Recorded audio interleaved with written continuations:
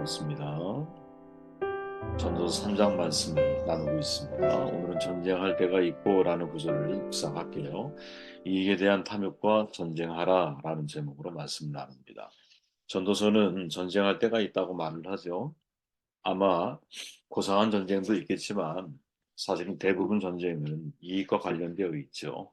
그죠? 대부분 전쟁을 보면 미국은 국제적인 전쟁에 관련이 깊은 국가잖아요. 초강대국이기도 하지만 세계의 경찰을 사처하고 있죠. 그러나 어떠한 국제적 전쟁이든 간에 미국은 진정한 전쟁이 어떤 것인지 잘 알지 못한다고 저는 생각을 해요. 물론 국제적인 전쟁을 통해서 많은 군인들이 희생이 됐죠. 근데 정작 자신들의 부모와 아이, 집, 도시, 국가, 미래를 잃지 않았기 때문이죠. 물론 과거 남북 전쟁을 통해서 이제 저희랑 비슷한 음, 비극적인 그러한 어떤 경험을 한 것은 분명하지만 그 이후에 미국 본토는 단 한 번도 사실은 누구에게 침략을 당해본 적이 없잖아요. 그죠? 남북전쟁 오랜 과거사죠. 그래서인지 미국에서의 전쟁의 개념은 여러분 일종의 사업이에요. 이해가 좀 되셨으면 좋겠네요. 그죠? 군수업체와 관련된 기업들은 돈을 벌기 위해서 전쟁을 기획하죠. 그리고 그렇게 번 돈을 국가를 위한 국익이라고 표현을 하는 거예요. 예전에 미국에서는 주요 수출 품목이 밀이라고 가르쳤다 그래요. 근데 이제 정직하게 말한다면 이제 주요 수출 품목은 무기라고 말해야 되는 게 아니냐. 왜? 세계 1위니까. 그죠? 군수업체들은 무기라는 죽음을 팔아가면서 그것을 안정과 평화라고 부르는 거죠. 우리가 아무런 의식 없이 사실은 그들의 말을 받아들이고 있는 거예요. 미국의 언론인 중에 한 명이 이렇게 말하죠. 야생 코끼리 탕에 올라탄 사람은 그 코끼리가 가는 곳으로 갈 수밖에 없다. 매우 날카로운 지적 아닙니까? 본인들이 지금 야생 코끼리를 타고 있다는 거예요. 뛰어내리기도 무서워요. 그죠? 당연히 무서울 수밖에 없죠. 뛰어내리면 밟혀 죽을 것 같잖아. 그러니까 당연히 코끼리가 가는 방향으로 그대로 따라가야 하는 것. 이게 바로 미국 사회의 현실이라는 거죠. 헨리 데이비스 소로가 이렇게 말하죠. 악의 뿌리 한 개를 뽑은 사람은 악의 가지 천 개를 부러뜨린 효과를 얻는다. 무엇을 빗대서 한 말이냐면 전쟁을 빗대서 한 말이거든요. 그러니까 다시 말해 전쟁을 하는 것으로 전쟁을 막을 수 없다. 이렇게 이해하는 거죠. 전쟁을 하는 것은 가지를 치는 것밖에 안 돼. 진짜 중요한 건 뿌리를 제거해야 돼. 그럼 뿌리, 원인을 어떻게 제거해야 되느냐. 사람들은 말을 하죠. 하나님을 위해, 조국을 위해, 그리고 전쟁을 고귀하고 영광스러운 것으로 만들어요. 그리고 전쟁을 받아들이게 하는 마음 그 깊은 속에 사실은 숨어 있는 폭력적인 것이 있는 거거든요. 바로 그것과 싸워야 된다는 거죠. 그러나 우리는 이미 야생 코끼리 등에 올라탄 사람들이기 때문에 내리기가 쉽지가 않아요. 특히 한국 사회, 저도 마찬가지지만 남자는 의무적으로 군대를 경험해야 되잖아. 전쟁이라고 하는 죽음을 향해 맹목적으로 행군하는 방법을 몸으로 배워왔거든요. 저희는 전시가 되면 전투력이잖아요. 그죠? 전투력이야. 그냥 소모품이 되는 거예요, 사실은. 국가라고 하는 거대 조직 속에서 평화 유지라고 하는 거룩한 명분 하에 잔인한 전쟁에 노출되었던 경험이 사실은 얼마나 많이 있습니까? 그나마 다행스러운 건 뭐냐, 개인적으로. 우리나라가 단 한 번의 외침도 없이 그러니까 다른 나라에 빼앗는 전쟁을 하지 않았다라는 거지. 그리고 외침을 수없이 받은 입장이라는 것. 그러니까 평화를 사랑하는 사람인 거예요. 홍익인간. 널리 인간을 이롭게 하려고 하는. 이런 나라에 태어났다라는 게 사실 얼마나 큰 선택받은 사람들입니까? 감사하게 생각해야 한다고 봐요. 여러분 아시죠? 정말 아이러니인데 인류 역사상 가장 치명적인 무기들, 그죠? 그 무기에 붙인 이름이 가장 선한 이름이라는 거 알고 계십니까? 원자폭탄 리틀보이죠. 꼬마예요, 꼬마. 리틀보이. 또 다른 원자폭탄 밤비아이죠. 사슴이에요, 사슴.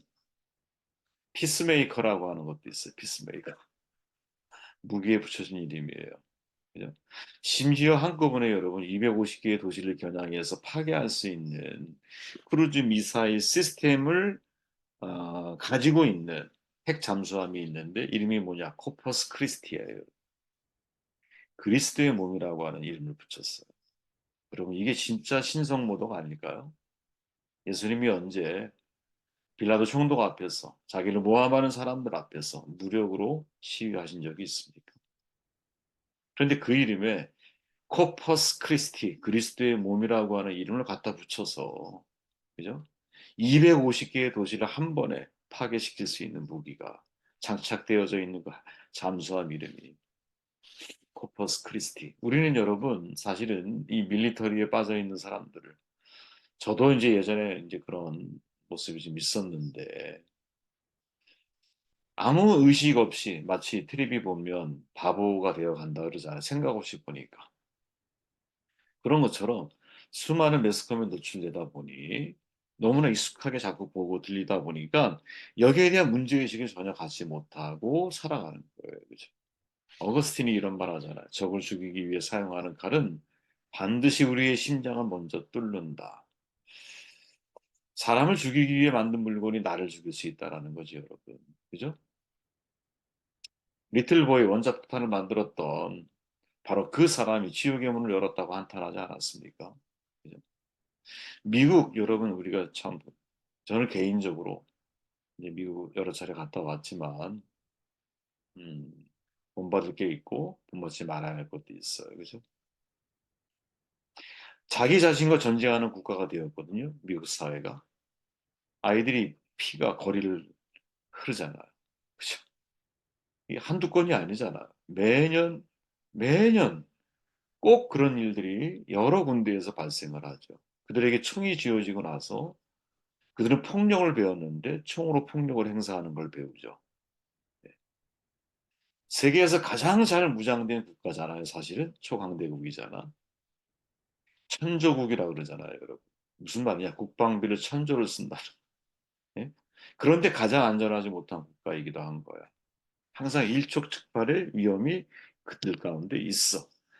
해가 지기만 하면 나가지를 못해.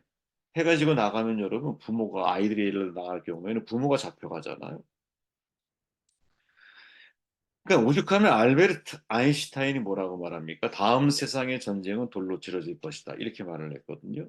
세계대전의 참상을 목격하고 나서 세계대전에 사용된 모든 것들은 첨단 무기 아니야. 과학이 집약되어져 있는 무기들 아니겠어요? 근데 그것으로 세계를 파괴시킬 수 있다라고 하는 인간의 본성을 꿰뚫어 보고 나서 뭐라고 말해요? 야, 이제 돌로 치러질 거야, 앞으로는. 이렇게 말하는 거예요. 그러면 여러분 질문해야 되죠. 전쟁을 없애기 위해서 제거해야 할 장애물이 뭘까? 저는 그것을 여러분 이익에 대한 탐욕이라고 생각을 하거든요.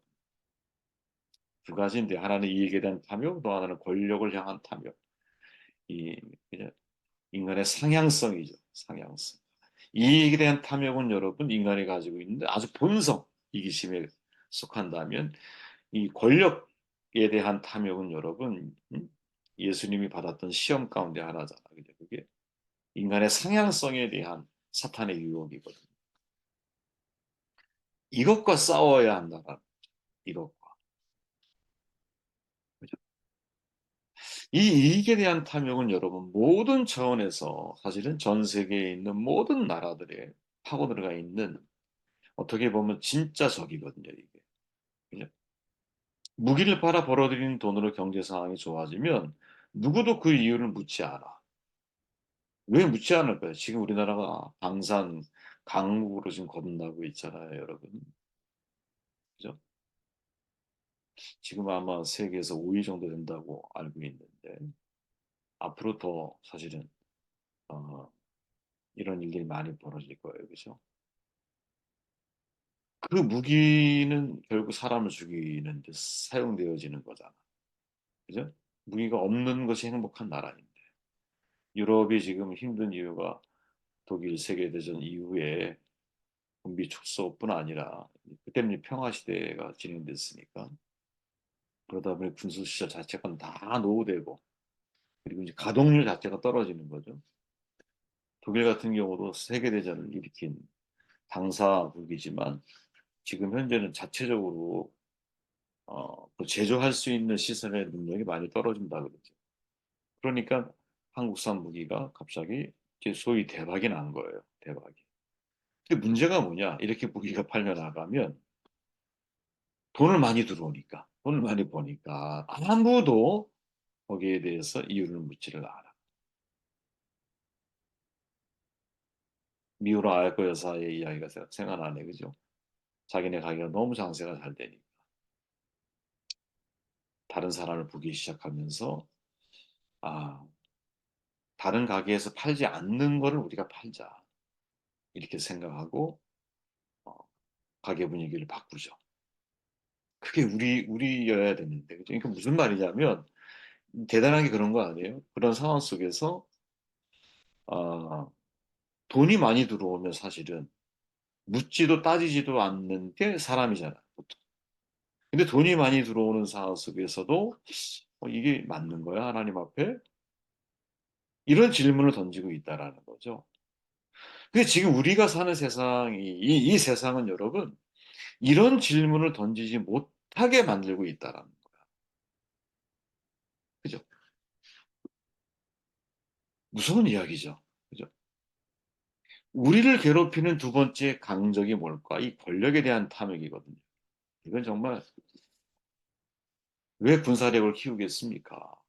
왜 초강대국이 되려고 그렇게 발버둥을 칠까요? 그죠? 어느 나라, 어느 사람 있는 거랑 다 똑같은 거야. 예수님한테도 있었잖아요, 이게. 야고보와 요한의 어머니가 예수님을 찾아 부탁하지 않아요? 그때 세베대의 아들 어머니가 아들들을 데리고 예수께 와서 절하며 무엇을 구하니? 예수께서 이르시되 무엇을 원하느냐?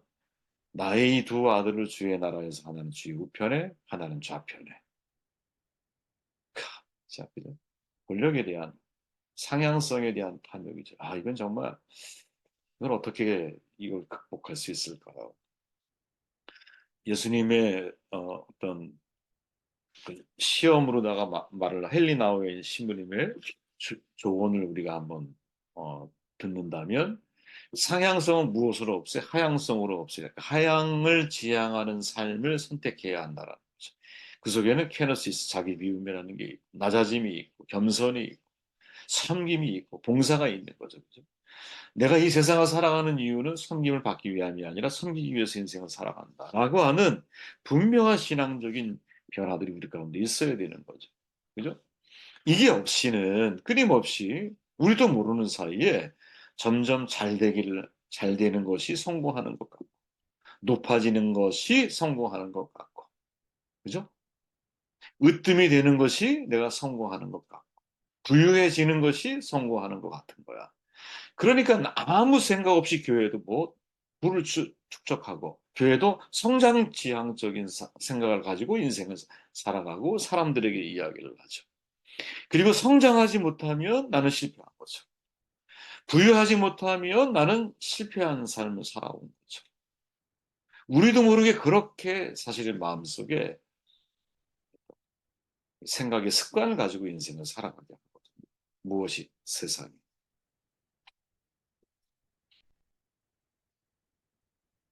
여러분 미국 사람들 되게 특별하지 않아요? 되게 신비로운 게 있어요. 그죠? 어, 특별히 당신들이 하나님의 은혜와 은총을 받고 있다고 생각을 하거든. 그러니까 오죽하면 여러분 헌법에는 물론 없대요. 근데 대통령이 취임할 때 성경에 손을 얹고 취임하는 사람이 많잖아. 왜 그럴까? 물론 청교도부터 따지기 시작하면 그렇게 이해할 수 있지만 초강대국으로 전쟁을 일으키고 힘의 논리가 적용되어지는 미국 사회에서 정작 내부적으로는 총기 위험에 항상 노출되어져 있고 초강대국인데 내부를 통제할 수 없는 이런 이상한 구조를 가지고 있는 국가인데 그죠? 왜 이렇게 됐을까? 사랑의 하나님이 전사의 하나님인 것처럼 이들이 이해를 하고 있는 거죠. 그죠? 하나님은 둘도 없이 우리를 보호하시는 분이야. 하나님의 뜻을 위해 우리는 선택받았다고 생각을 해. 그분들이 그렇게 생각한다니까요. 상당수의 미국의 신앙인들이. 에브라함 링컨이 한 말이 떠오르지 않아요? 하나님이 우리 편이냐 아니냐가 중요한 것이 아니야. 우리가 하나님 편이냐 아니냐 하는 것이 중요한 거예요. 바로 이 질문을 사실은 던져야 되는 것이죠. 그죠? 전쟁할 때 여러분 필요한 전쟁이라는 것은 없습니다. 필요한 전쟁이 어디 있습니까, 사실. 그 전쟁의 이면에는 전부 다 이기심과 권력에 대한 그죠? 이 모든 것들이 베이스에 깔려져 있는데 필요한 전쟁이 어디 있어? 토마스 칼라일이 말하잖아요. 폭력은 정의를 더 멀어지게 만든다. 어떤 폭력도 여러분, 폭력이 발생하는 지점에서는 정의는 사라집니다. 그죠? 과연 우리는 어떻게 살아가야 할까? 비폭력으로 살아가야 되죠. 평화주의자가 돼야 돼요. 저도 사실은 정말 마음속에 늘 평화주의자 성향을 성향이라기보다 평화를 추구하는 이게 훈련 습관이 되어 있거든요. 화평했으면 좋겠어. 내가 조금 우리 자신이 좀 억울한 상황이 될지라도 가만히 있으면 평화로워진다. 그러면 그런 걸 선택을 하려고 애를 써요. 그 틀린 건 틀리다고 말해야 되지 않습니까? 이렇게 말하는 분들 계시죠. 물론 저도 틀린 건 틀리다고 말하려고 애를 많이 쓰고 노력도 하는데 그래도 가급적이면 화평했으면 좋겠다. 시끄러운 소리 안 났으면 좋겠고 폭력을 폭력으로 맞대응하지 않고 악을 선으로 이기는 방법을 훈련해 갔으면 좋겠다 하는 생각을 하고 절대 폭력으로 이길 수가 없잖아요. 영화가 있잖아요, 여러분. 복수는 나의 것. 복수 시리즈 만들었던 사람이 한 영화의 메시지가 뭐예요? 복수는 복수로 해결이 안 되는 거예요. 그러니까 성경은 항상 우리에게 뭐라고요? 동해보호법도 있지만 원수가 나 뺨을 때리면 이쪽 뺨을 내야 되는 거고 원수를 사랑해야 되는 거예요. 무엇을 위해서? 내 영혼의 건강을 위해서. 폭력을 폭력으로 맞대응하는 순간 복수가 복수를 또 만들어가는 사회가 만들어지는 거죠. 그게 진짜 전쟁의 상황 아니겠어요? 정돈해 볼게요, 여러분. 전쟁할 때가 있다고 전도서가 이야기하죠. 아, 많은 생각을 하게 됐어요. 왜? 최근 어, 세계 분위기가 심상치가 않잖아. 그죠? 전쟁의 분위기가 끊임없이 물론 전쟁이 없었던 역사는 280년도밖에 없다고 하는데 그죠? 그래서 이렇게 돌아보면 야 이런 시기에 아, 진짜 우리가 싸워야 할 적이 누구일까? 그거는 사람이 아니에요. 내 안에 있는 이익, 내가 지향하고자 하는 그 죄의 뿌리에서 시작된 상향성, 권력에 대한 상향성. 이것과 싸워나가는 사람이 되시기를 주의 이름으로 축원드립니다.